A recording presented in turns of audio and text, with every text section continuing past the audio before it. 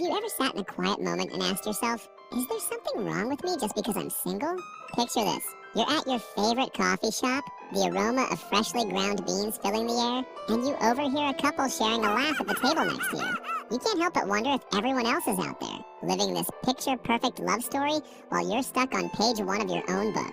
Today we're going to unpack that question and so much more as we dive into the real talk about singleness, relationships, and the journey to self-acceptance.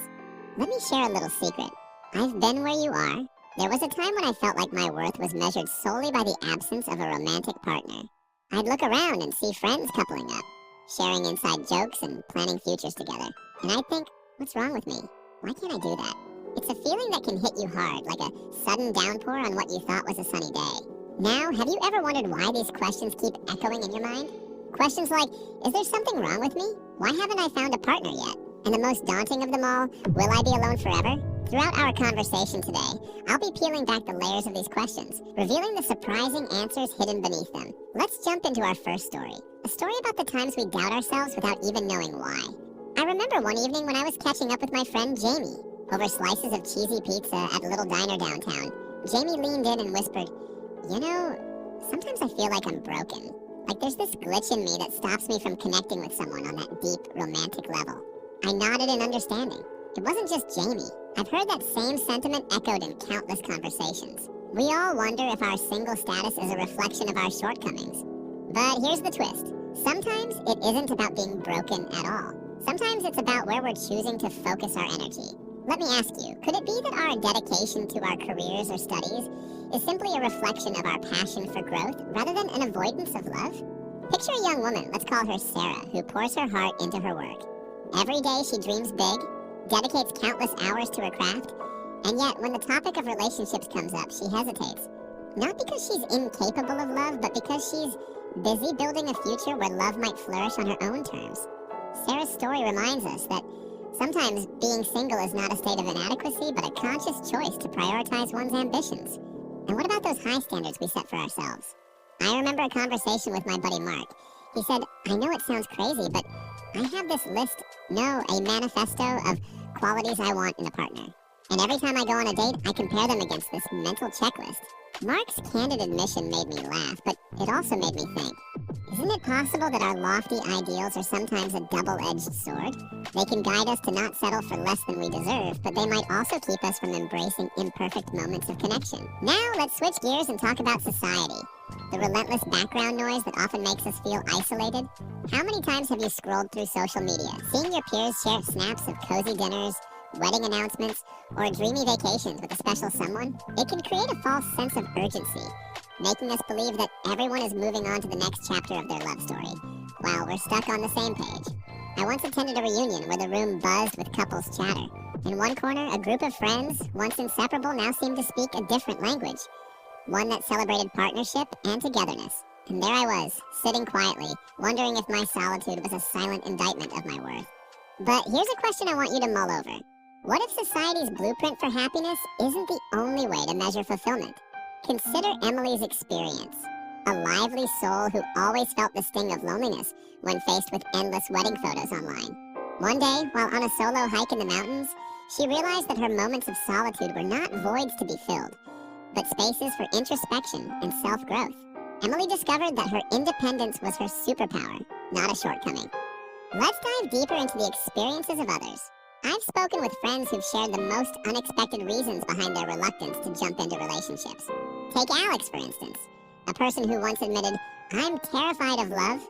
Every time I think about opening up to someone, I remember the chaos in my family growing up.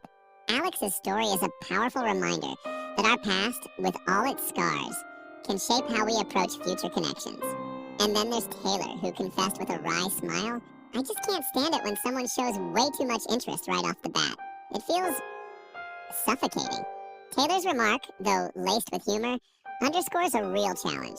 Sometimes our personal boundaries and previous experiences make us recoil at the prospect of intimacy. Have you ever thought about why these fears persist?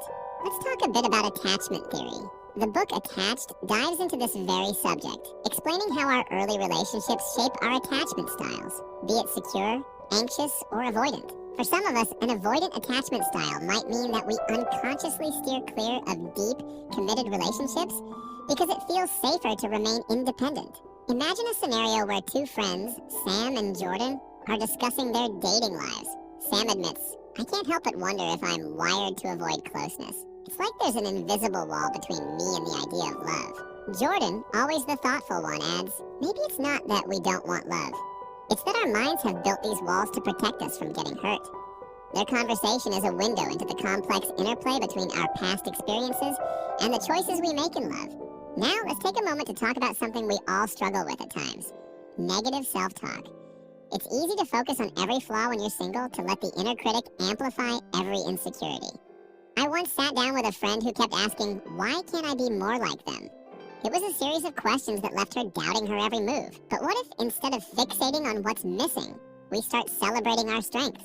Picture a scenario where, instead of asking, "Am I not enough?" you ask, "What amazing qualities do I bring to the table?" That shift in perspective can transform a self-defeating monologue into a powerful affirmation of self-worth. Before we wrap up, let me ask you one final crucial question. Have you ever considered that maybe the fear of settling isn't about love at all, but about compromising your true self? There's this idea that being single is better than accepting a relationship that doesn't resonate with who you really are. I remember a story about a friend named Lily. Lily was at a crossroads. She had an offer of a relationship that seemed promising on paper, yet something deep inside whispered, "This isn't you." Lily chose to remain single, opting to wait for a connection that felt genuine rather than rushing into what might be a poor fit. Her decision wasn't about being alone, it was about honoring her worth.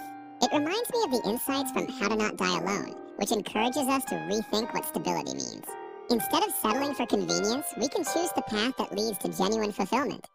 Throughout our conversation today, we've explored a tapestry of questions, emotions, and experiences. We've talked about how the persistent query, "Is there something wrong with me?" can be a misinterpretation of our true strength. We've uncovered that the reasons for singleness, whether it's dedication to a career, high personal standards, or simply valuing independence, are often signs of growth and self-respect rather than deficits.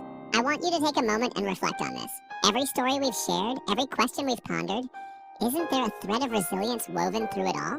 Whether it's Sarah's ambitious dreams, Mark's humorous yet honest dating dilemmas, or Emily's transformative solo hike, these stories remind us that our journey as singles is rich with opportunities for self-discovery. So, as we come to the end of our chat, here's the promise I made at the very beginning. We've explored why being single isn't a mark of inadequacy, but a vibrant chapter in your life's story. It's about recognizing that your worth isn't defined by your relationship status, but by the experiences, choices, and passions that make you uniquely you. The next time you catch yourself wondering, "Am I broken?" or "Will I be alone forever?"